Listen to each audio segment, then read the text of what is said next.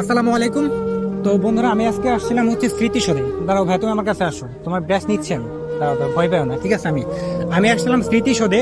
তো এই যে ভাইয়াটা আমার কাছে বারবার করে আসতেছে এবং বলতেছে, ভাইয়া আমার কাছে একটা ব্রাশ কিনো।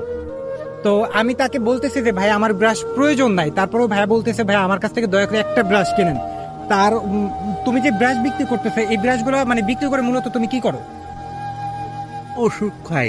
মানে ওষুধ কয়, এটা কি তোমার ওষুধ নাকি তোমার পরিবারের কারো? আমার ওষুধ। মানে বুঝতে পারছেন, ভাই হচ্ছে নিজে অসুস্থ, তার কথাবার্তা এবং তার চালচলন দেখে কিন্তু আপনারা বুঝতে পারতেছেন। আমার ককা আটতে যায়, ও কোথা উঠতে যায়। ককা ব্যাস বিক্রি করে চাকরি করতে পারি না, আমি চাকরি করি। মানুষের খাপ কাকা কয়, মানে মা আমার মারামারি করে, এই জন্য চাকরি বাদ দিয়ে আমি ব্যবসা করবো। আগে কিসের চাকরি করতাম? প্যান আসে